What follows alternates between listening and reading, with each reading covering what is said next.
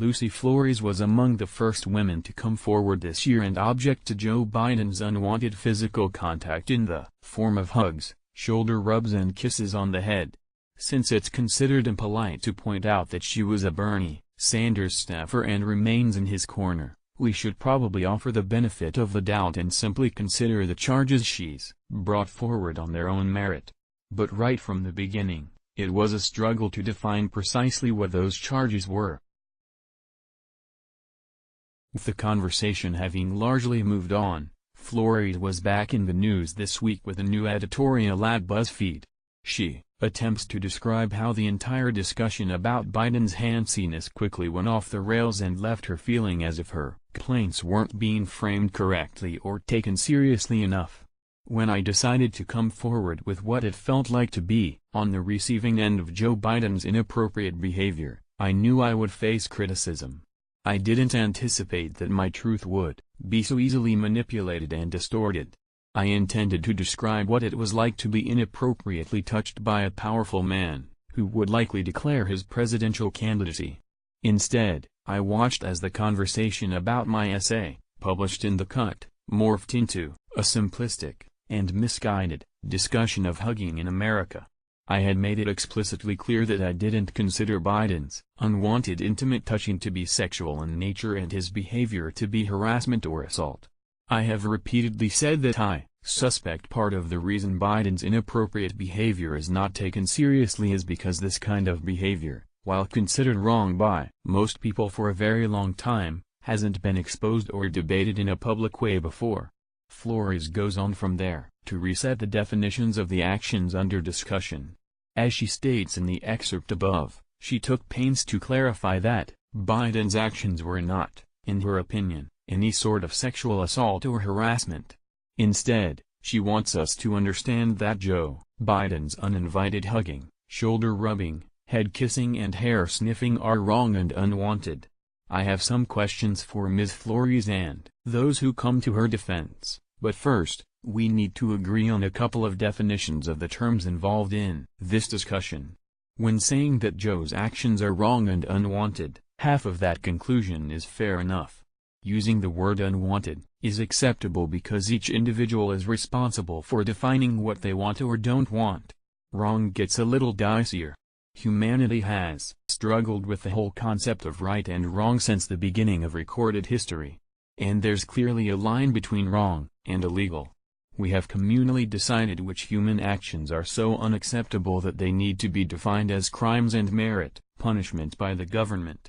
So have we seen any actions from Joe Biden that might qualify as being illegal, even if they do not, as Flores herself says, rise to the level of sexual assault or harassment? You have to sink fairly far down the list of applicable crimes before you even get close. The nearest I believe we could find is simple battery. It's a commonly understood term and is generally treated as a misdemeanor. It's defined as follows: the unauthorized or unlawful use of force to the body of another person which results in physical injury or offensive touching. Normally a battery charge will result if you punch someone, slap them or slam them to the floor. Think of your typical bar fight. You would be hard-pressed to find a jury that would find a hug or kiss on the head to constitute a use of force.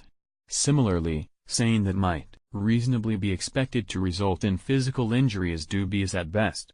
The gray area is found in the term offensive touching, but applying that to a hug opens the door to arrests for accidentally bumping into someone's arm on the subway. With all of that said, I don't think Joe Biden will be arrested anytime soon. I apologize if all of that seemed rather dry, but as I mentioned above, we need to cover that ground before posing the question I have for Lucy Flores and her supporters. Here it is: what exactly are you accusing Joe Biden of? It's an important question because we're in the early stages of a heated battle to determine who will face Donald Trump in the general election next year and possibly be the next president. Are you conflating Joe's actions with the overarching conversation surrounding the #MeToo movement, suggesting that his actions should disqualify him for high office? Because if so, you seem to be doing a serious disservice to all of the women who actually were sexually assaulted or harassed. And if you're not making this into a Me Too moment, What exactly are we talking about? I came from a family where hugs and kisses on the cheek or head were always the norms upon arriving at or leaving someone's house. I married into a similar family. And even if such interactions prompted a feeling of uck in your internal monologue, you generally did it anyway. You don't want to give your mother-in-law a hug? What kind of person are you? Some people find it off-putting while others either don't care or even welcome that human contact as a sign of affection.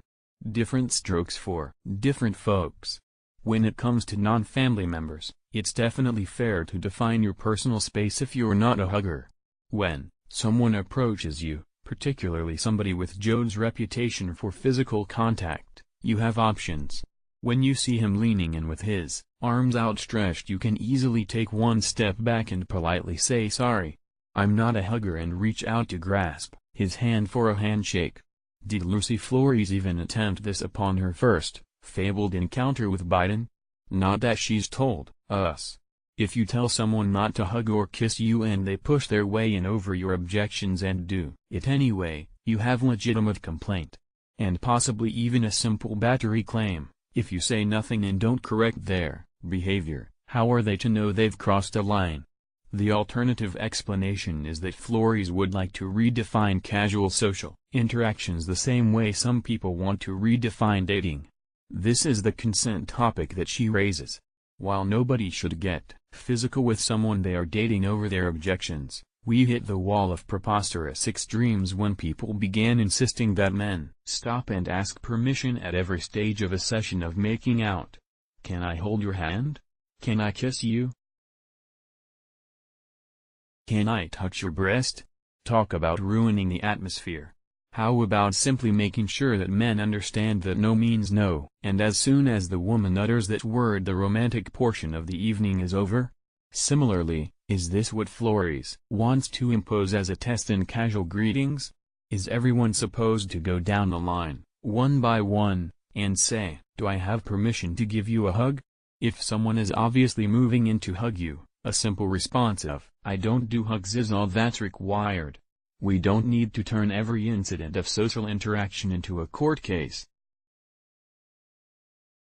These are the questions I'd like to hear Lucy Flores address.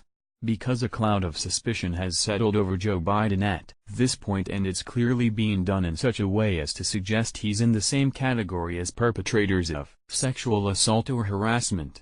Joe Biden may be kind of creepy at times, but no more so than your aunts and uncles, who do the same thing. If you don't want to hug him, tell him. I get the impression that he'd respect your wishes if you spoke up politely. Let's block ads. Why?